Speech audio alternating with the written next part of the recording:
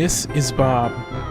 Bob is just a normal working man, just, hammering in some wood for whatever building he's working on.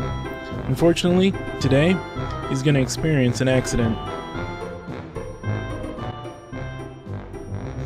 He may not be thinking about it right now due to all the pain he's experiencing, but losing an arm can really change your life. Everyday tasks will become challenges, such as brushing your teeth, putting on clothes, tying your shoes, or even driving a car. Thanks to advancements in the plastic and medical industries, Bob will have a new arm in no time.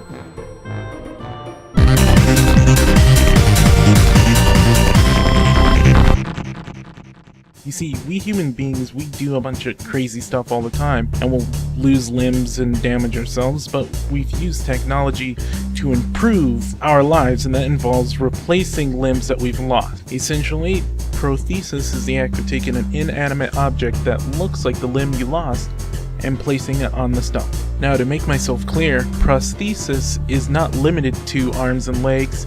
It can also mean a heart, it can also mean a kidney. Whatever it is the act of replacing something that was once organic with something that is not organic. First things first, Bob's wound has to heal. After that, the doctors will make a negative mold of the stump so that you can get a positive model of his arm. You see, we don't actually model the prosthetic on your arm because they can't always have the patient in there. This process is very delicate. Unless we develop some sort of stem cell technology that can grow back his arm, Bob is going to be wearing this prosthetic for the rest of his life. This has to fit him perfectly. It can't rub, it can't cause any bruises, and it can't slip off. There are many different ways to control a prosthetic. It can respond to sensors that are placed on the opposite shoulder. It can also respond to remote-controlled button presses. For this presentation, Bob is going to be getting what is known as a myoelectric prosthetic. This is where the prosthetic detects the electric impulses from the muscle in the limb that was lost. In this case, it's going to be coming from Bob's upper arm. The overall structure of a prosthetic can be boiled down to three main things: the pylon, the socket, and the suspension system. First, you have the pylon, which is, for all intents and purposes, the support of the prosthetic. It is usually metal rod.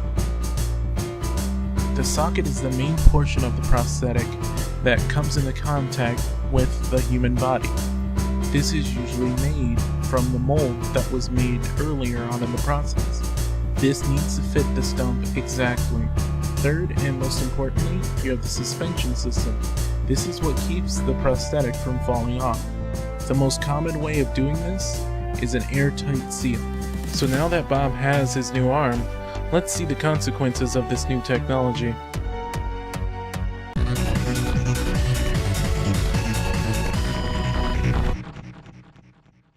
This is Oscar Pistorius. He competed at the 2012 Summer Olympics. He won gold in the 400 meter race and the 4x100 meter relay. But both of his legs were amputated when he was 11 months old. His ability to compete at the Olympic level was praised by some, but it caused somewhat of a controversy. Should he be able to compete? Do his prosthetics give him an advantage? Should they be allowed? Prosthetics are not only causing an issue in sports, but in life in general. When is it okay to replace limbs with technology?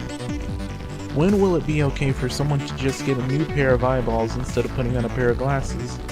When will it be okay for someone to get a new pair of arms instead of lifting weights? When will it be okay for someone to get a new pair of legs, not because their legs are broken or they've been blown off or they were born with a disease, but because they don't like how their legs look? This is going to open up a whole new can of worms. If you think the debates over who should be able to own what rifle, or who should be able to marry who, or where we should drill for oil are interesting, just wait until we start asking who should be able to attach what to their wear. That, or wait until the male enhancement spam in your email box is talking about prosthetics and not pills.